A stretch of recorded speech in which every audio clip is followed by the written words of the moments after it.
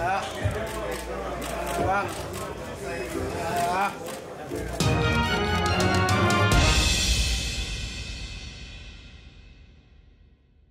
ready to do 100 sit-ups. You owe me 50 for Why? Josecito and 50 for Errol Spence. I'm sure he's ready to do it, but he's not gonna have to. I'm sure he'll be ready though if you guys want. I don't know. Now it's the night before the fight. Is there any rituals you guys do before the fight or anything like that? Nah, no rituals, just rest. That's it. No rituals, nothing like, oh, this is what we all. Nah. Y'all don't do no prayers or no seances or anything like that? Now, Pita, you were with Mikey when he was doing his training at Snack and stuff. What can you tell us? Because obviously he said that he did core work for this camp. What can you tell us that he did different up at Snack? Because obviously he had to go up in weight. 3 of his last fights have been at 140. However, his last fight was at 135. So technically, he is going up 2 weight classes. What did he have to do different? What did you see your uncle do up there? He never really had a strength and conditioning like program. What we would do is the stuff that the way that my grandpa used to do it. With me adding a little bit of what I used to see Alex Ariza do. Basically, just the swimming is what we added. It was just running mountains, sparring hard, doing a lot of mitts, and that's basically it. Just running hard, and that was it. But we knew to go up to welterweight to fight the best welterweight in the world, it had to be different. It had to be a whole.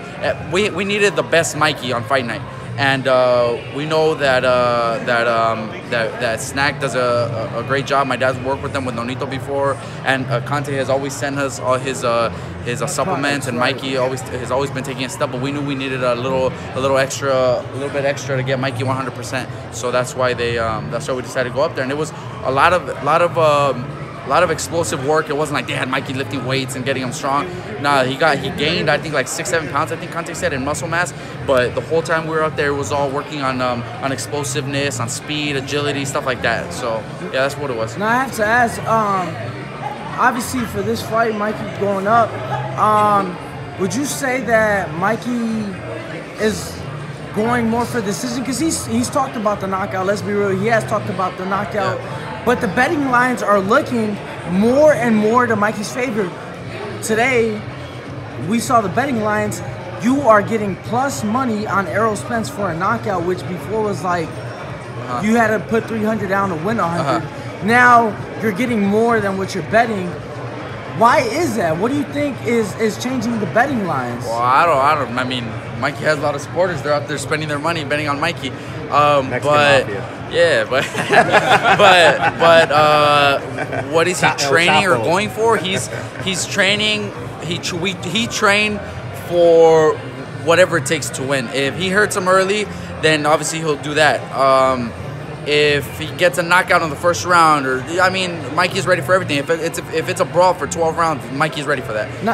That's what he trained for. We didn't go anything specific for, oh yeah, we're gonna knock him out. I mean, obviously every fighter hopes for a knockout, easy night, you go home to your family early. But that's not what we're planning. I mean, we're prepared for everything. Now I have to ask you because Mikey said it and your father said it as well. You guys saw something in Errol Spence that made Mikey take the fight. Tell us what it was.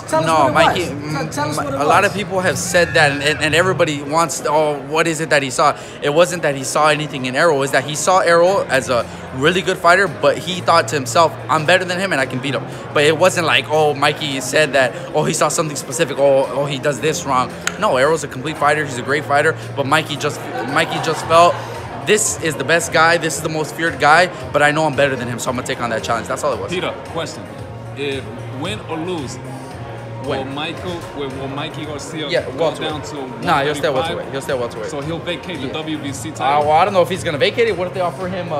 Which it's never gonna happen. But what if Bob Arum offers him a big ass fight with Loma, and Loma comes over here to Fox and they do a big Fox pay-per-view? Then of course Mikey will be happy to knock him out. But that's the speculation. If it's not something like that, that's the only guy really that you could say Mikey would be willing to go down to 135 for. That's the only guy that's worth it. At 140, we have the WBC champ. The rest of the guys are tied up in the tournament. So I think as of now, I mean, welterweight is the best thing. Like we're expecting Mikey to win on Saturday, and the guy he's fighting is the best welterweight on the planet. The other guys aren't as good as as Errol Spence. So, you know, what is there to fear after beating Errol Spence? You know, what, Danny Garcia, Manny Pacquiao, Keith Thurman, those guys were all scared to fight Errol Spence. So those guys would be easy for Mike. Even though he hasn't fought him, do you think the Lomachenko fight with his style or him moving up to fight Errol is a more complicated fight? I think for Mikey's style. Shit, man. More complicated. I don't know, man. They both do different things that would be tough to prepare for. But I mean, Errol's what we have in front of us, so that's what we had to get ready for. I know Lomachenko is a great fighter too. He's up there with the pound-for-pound ranks, just like Errol is. But it's completely different. But they're both special in their own way. Pita, I have a question. So if you enjoyed this video and want more content like this on the channel, you can show your appreciation by going to the PayPal donate button or the YouTube support button, and you can donate any amount that you feel is equivalent to the value of this video. Much more to come. Thank you guys for your support. Boxing Ego, the future of boxing.